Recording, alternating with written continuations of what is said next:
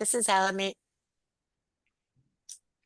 Good evening. This is Alameda County Environmental Health Department's community meeting to discuss the 420 Smalley Avenue site in Hayward, California. My name is Tracy Craig, and I will be moderating tonight's meeting. With me tonight is John Permani, who is running the meeting logistics, and also we have with us Flor Viles, who will be providing Spanish interpretation. Next slide, John. Hey, John, can you take us through this, please? Sure. For those who'd like to listen to the meeting in Spanish, you can click on the interpretation icon, which should look like a globe at the bottom of your screen, and select the language that you would like to hear. You should see English or Spanish. Once you click on that language, you will hear the either English or Spanish language of your choice. And then if you would like, you can mute the original audio by clicking that option. I'll now turn this over to Flor to relay the instructions in Spanish. En los controles de su reunión seminario web, haga clic en la parte donde dice Interpretación, seleccione el idioma que desea escuchar, en este caso español. Opcionalmente, para escuchar solo el idioma interpretado, haga clic en Silenciar audio original. Thank you, Tracy, Flor. if you would turn on the I interpretation just did. feature. I Great. just did. Thank you so much. Okay, next slide. Okay, once again, my name is Tracy Craig, and thank you for joining us. I see that we have 4 attendees, but it looks like there's 2, so 2 on 1. So we have about 5 people, and we appreciate your time tonight and your interest in the cleanup plan for the site. Purpose of tonight's meeting is really to discuss current site conditions, review the draft corrective action plan, which is really just a cleanup plan, discuss measures that will be taken to protect people that are working at the site, as well as people that live or work near the site. And then, of course, most importantly, accept public comments on our cleanup plan. All your comments will be considered before Alameda County makes a final decision on the plan. We have a very short agenda, about a 15-minute presentation. We'll go through the bulleted items. I'll make it very clear how to provide comments. During the actual presentation, if you have a comment, you can use the Q&A box. I do want to be clear, this is a webinar, so that means that our attendees do not have audio or visual feed. But if you'd like to make a comment, you can use the Q&A box. You can raise your virtual hand, and we will unmute you and promote you to a participant so that we can hear what you have to say. Did I miss anything, John? What about if somebody's on an iPhone? If someone's on an iPhone, they can press *9 to raise their hand and then *6 to unmute themselves. Okay, so *9 and then *6 if you're joining via phone, but it doesn't look like anybody is. Okay, next slide, John. I'd like to quickly introduce who we have with us tonight. First of all, we have Dylan Rowe, who's a professional engineer and is also the Chief of Land and Water Protection Division for Alameda County Environmental Health. Dylan, will you raise your hand? Okay. And then we also have Erdman Raghi, who's the case manager for this. City of Hayward does oversee the permits issued in support of site redevelopment. They are not here tonight, but just wanted you to know who they are and have their number there. Same thing with the Bay Area Air Quality Management. They do respond to air quality complaints during actual construction, and their number is there. And then I'd like to introduce the owner and consultant team. Don't worry, I'm not going to be going through all of this. We have MF Smalley Hayward, actually the site owner. And with us, we have Kishore Paul, who is listening in. The next few lines in the table are their construction team, their environmental team, their environmental engineers, and then their regular engineers. And then, of course, there's John and I who are moderating and running the logistics. And this is just the site location. I think probably if you're joining, you know where it is, but this is a site in Hayward that's bordered by Smalley, Flag, and Laurel Avenues. And just a quick overview. It is a vacant lot now, but it previously did have a residence. It was used as a fruit orchard, which probably caused some of the contamination that we're dealing with. The city of Hayward has approved the redevelopment of this property into townhomes. Alameda County Environmental Health Department oversees soil cleanup that will support safe reuse of the property. And now I'm going to hand this over to Dylan. She's got about a 15-minute presentation, and then I'll take it back. And as a reminder, you can ask questions at any time during this. We would love to hear from you. Thank you. Good evening, everybody. Okay, so this is a pretty straightforward project. As Tracy said, it has a historical land use that caused some contamination in shallow soil. And the contaminants that we're talking about is dieldrin, which is a pesticide, and then lead. And there's been, you can see quite a few dots on this map that show where samples have been collected to evaluate concentrations and kind of where the contamination is. It's pretty well defined where it is, but there's going to be some additional soil investigation conducted this month to fill in some data gaps about where we're going to excavate. So next slide. So the draft corrective action plan, or as Tracy said, it's a cleanup plan. It's it's a plan that proposes what's going to happen at the site. Is going to consist of soil excavation, something called consolidation and capping, which is where you take some soil and you move it into one area and you cap it with clean soil. Soil vapor testing, which soil vapor is gas that is in between spaces inside soil. And that soil vapor can be, the chemical dieldrin actually has vapor that can form off of the chemical. So we'll be testing the soil vapor. And then if the data indicates that there is any kind of risk associated with soil vapor, then there will be mitigation measures. They're basically kind of plastic barriers and piping that would be installed under the locations of the new buildings that are going to be installed at the site to protect occupants inside the buildings. Next slide. So this is a kind of a cartoon of where the excavation is going to occur. The bright green is an area where excavations will be the deepest, and there's two areas, and that's where the impacts go down to 3 feet. The whole site itself is going to have 1 foot taken off the site, and then there's this orange area that is where contaminated soil will be consolidated. So keep this picture in mind, and we'll go to the next slide and I'll talk a little bit more about that. So the bright green areas were these two areas where there's going to be targeted soil excavation, and that's going to occur first. And people will go in, contractors will go in, and they will remove that soil, and they will directly load it into trucks, and that soil will go off-site to a disposal facility. That soil has the highest concentrations at the site, and they are concentrations that have potential risk to construction workers. So that soil is going to be removed by appropriate individuals with health and safety protocols. And then when that is done, there will be some soil samples that will be collected around the edges of the excavation to make sure all of that contamination is removed. The next, after that is removed, they're going to dig a big hole. It was an orange area. John, will you go flip back to the screen before?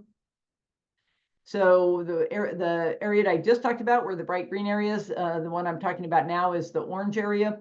So they're going to go in, John, flip back to the other slide. They'll come in and they'll excavate, approximately 50-foot square area. That's about 15 feet deep in that area of the site. And that soil will be stockpiled. It is expected to be clean because the impacts from historic land use are shallow. And they will then they'll scrape basically the whole top foot of the rest of the site that has impacted soil that's has a potential risk to residential receptors, and they will bury that in the bottom of that excavation pit. And then they will cover that excavation pit with a bright orange fabric to show this is the top of this stuff, and then they will place 5 feet of clean soil on top of that. And that is the intent of doing that is to keep it on site, but at a depth where nobody in the future will come in contact with it. Next slide. So the soil vapor sampling, once the consolidation cell is created, so all the 1 foot of soil gets put in this hole, gets covered with clean soil. Then what you do is you put in a little probe. It's a little instrument that you can collect soil vapor, and we're basically going to see if any soil vapor is coming off of the dieldrin that has been consolidated in that hole, and if there is vapor.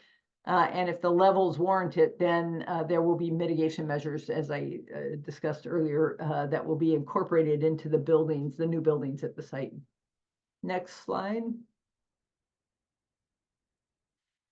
So probably most importantly for those of you that are on this call, Alameda County takes community protection very seriously. So during all this work, we want to make sure that the people that live near the site are not impacted from the excavation and the dust migration or any kind of stormwater issues. So during the excavation, all the soil will be kept damp with hoses or a water truck. I'm not sure which one will be out there.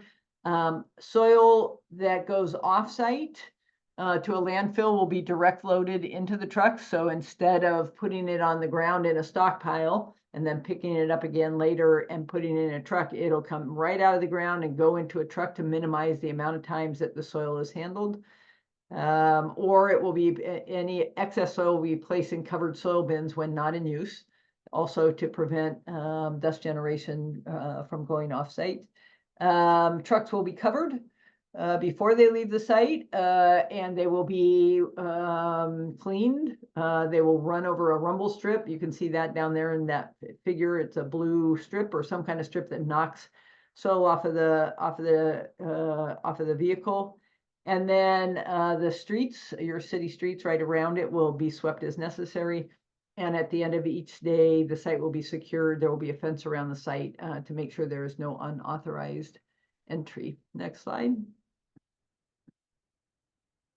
So in order to, in addition to having all those protection measures of wetting the soil and keeping it damp when it's excavated, there will also be monitoring along the fence lines to make sure that the dust levels are within acceptable standards.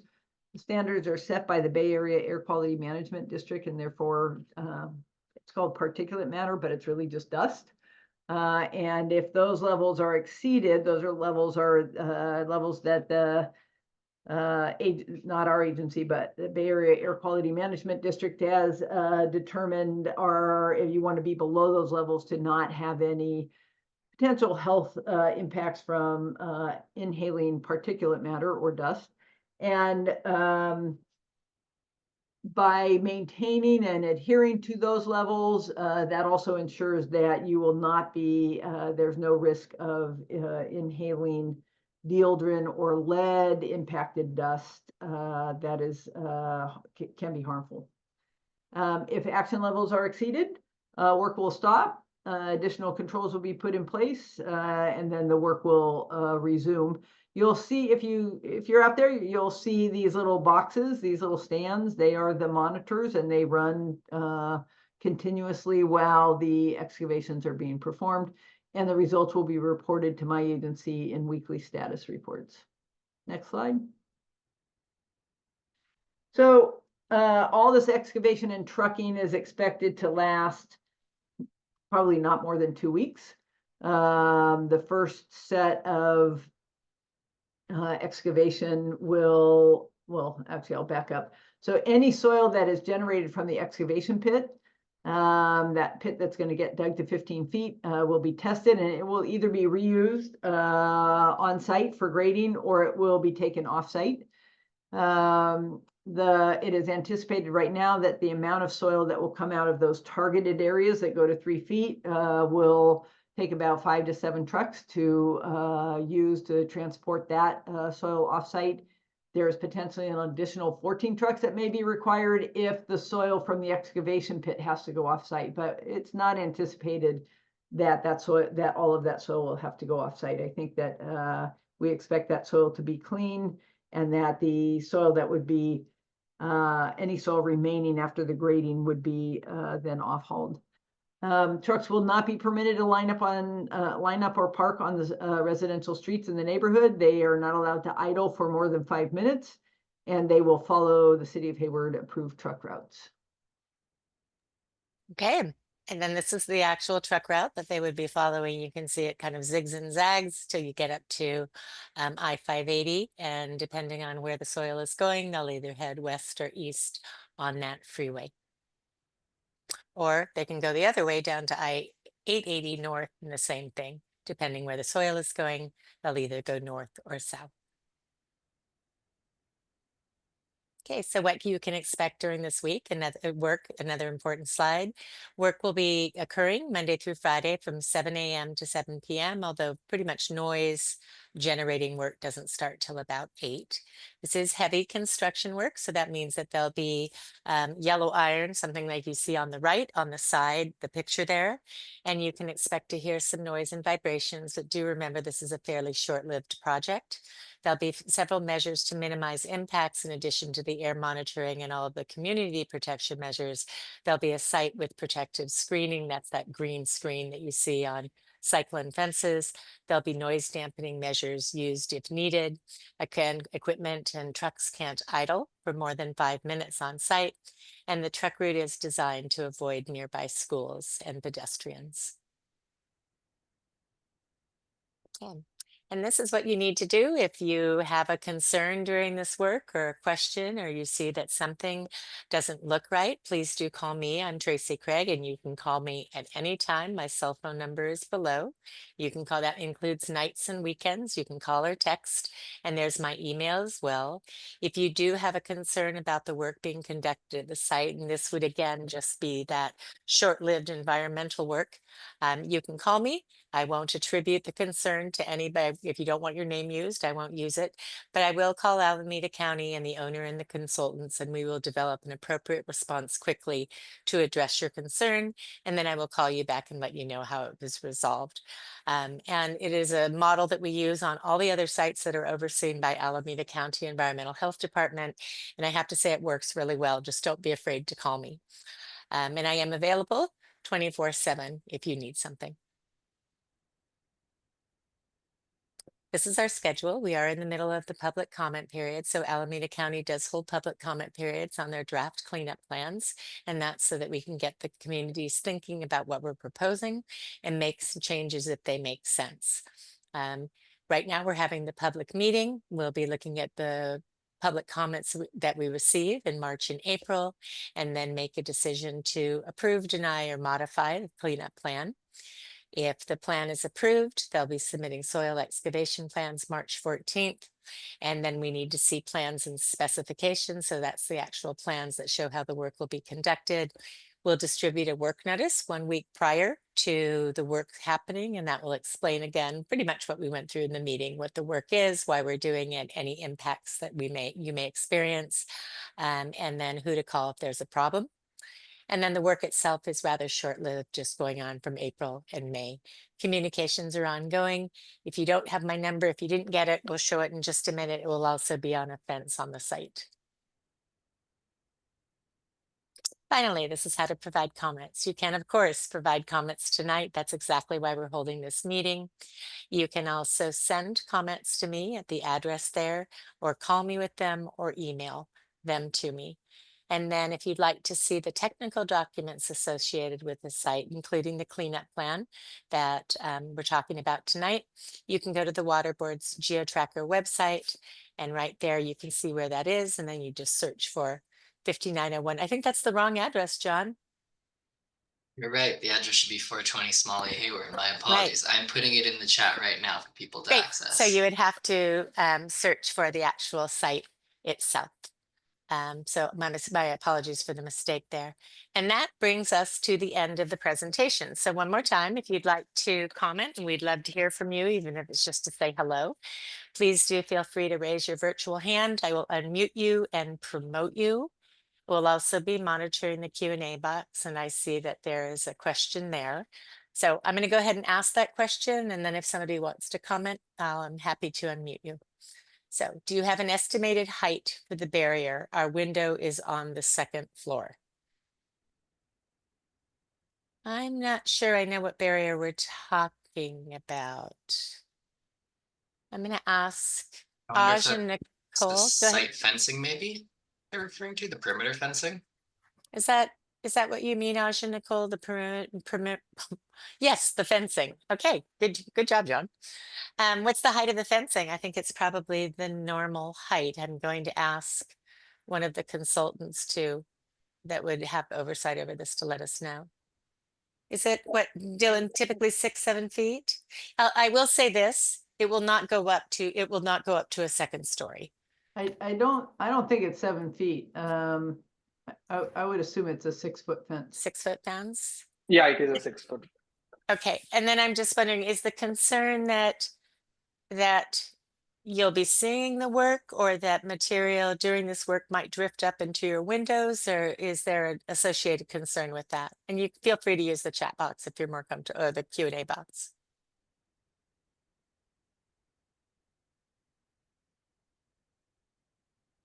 I will say, while you're thinking about it, whether you want to respond. Yeah, breathing the soil and dust particles. So, Right. you know, you're certainly you're a very nearby receptor, and so you guys on this call need to pay attention to the fact that there is somebody, and I think they will. The dust protocols really have to be in place. But AJ and Nicole, if you and I'm expecting they will be, so that you don't have this going on. But if something happens, you need to call Tracy right away, because we want to correct anything that is not done correctly. I think, but I'm going to talk with the contractors and the developer here, that because this is you've got residences right next to this, you guys really gotta pay attention to dust control here. Right. Okay. Hang on, is the risk 0% of that dust being carried up to that height? No, it is not a 0% risk. Dust goes up. So what has to happen is the dust has to be controlled at the ground. We don't want to see visible dust at this site. That's what we don't want to see at ground height, or getting up towards your window. So spraying and keeping this area moist. Well, I don't know. When are you expecting to start this excavation, guys? March and April. March. So the good news, hopefully, is that soil is pretty moist right now, because we're in the rainy season. But they will need to have adequate water on site to keep that dust down. Right. And then again, and I don't know if it's AJ or Aj, so I'm going with AJ because that's what you said, Dylan. AJ and Nicole, oh wait, here, let me just say this first. I don't see how this work could continue without the risk being 0% to the public. Well, there's never a 0% risk to the public in any construction job. Even construction jobs that don't have a cleanup associated with it have dust generated, and that's why there's Bay Area Air Quality Management District. You know, particulate matter, dust can be very, I have sensitive lungs to dust. So, the work needs to continue, the work needs to be done, and it needs to be done correctly, which is why you have my agency as an oversight agency. I hear your concerns, I hear them loud and clear, and I need the developer to hear these loud and clear and make sure that we are using a lot of dust control here. I don't want to hear a complaint from these two. Right. And then Dylan, I think at other sites, because we have done other sites that are that same situation, residential, abutting the site and looking down over it. And I'm thinking West Oakland, Dylan. Yep. And you have previously told people, if they're really uncomfortable, you can keep your windows closed during this work. It's for 2 weeks. If you're highly uncomfortable. And I just want to reiterate, there is no such thing as 0% risk. And if we were to say there were, AJ and Nicole, we would have no credibility, because we do a good job here with oversight and really trying to control things, but nothing is 100%. And to say otherwise would be not truthful. And so thank you for the information. That doesn't sound safe at all, regardless of the oversight. Tracy will be in touch regarding our option as tenants to relocate. Would our landlord be the best person to reach out to you directly? Please feel free to call me. You can call me after this meeting if you like, and we can discuss what's appropriate, okay? Thank you. Okay, other questions? And John, will you put my number in the chat box just so they have it again to make it easy? Yes. Okay. All right. Other people, questions, comments?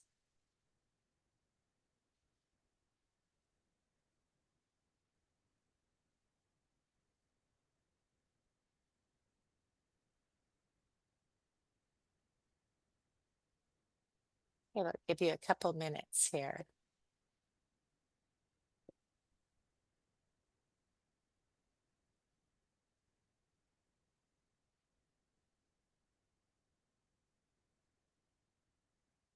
I'm just going to give it 2 more minutes, and if people don't think of something, my phone is available, and I will stay on for 10 more minutes. If you don't like to talk in a public forum, I'm happy to stay on and chat with you one-on-one.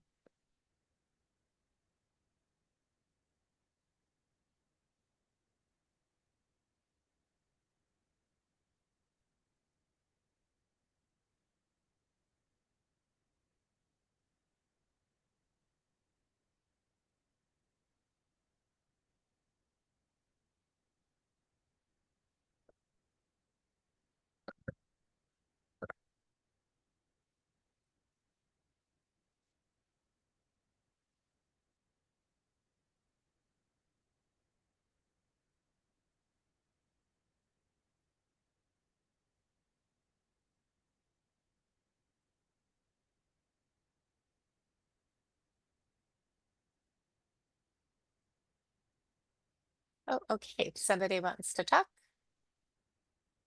I think. Oh, no, maybe not. Maybe just, sorry. I just said that. Okay. I am assuming that we don't have any more comments. I just want to reiterate again, thank you for attending. AJ and Nicole, I look forward to chatting with you about what might be appropriate for your situation. The document again is on GeoTracker, and you would search for 420 Smalley, Smalley Avenue in Hayward. It's a typo right there. To provide comments, there's my name, an address. You can call me, you can email me, or you can send comments via snail mail. I'm here to help you, so please reach out to me if you're so inclined. Dylan, is there anything you want to say before we close? No, I mean, I appreciate the comments and I appreciate the Thank you. concerns. And so please reach out to Tracy, and we're going to do everything we can to minimize risk. But I would keep your windows shut, right? Just to keep that dust out if there is dust. Okay, I'd like to thank everybody for attending again. And I didn't say this, but this video will be uploaded to YouTube. If you're interested in getting that video link, it will be on the Water Board's site, or you can type your email into the chat box and we'll make sure that we email that to you. So I'll give people a couple more minutes to do that. I'll dismiss everybody, but John, you and I can remain on, okay, for a couple minutes and give people a chance to give us their emails if they're inclined. All right. Okay. Thanks, Good night. everybody. Thank you. Bye.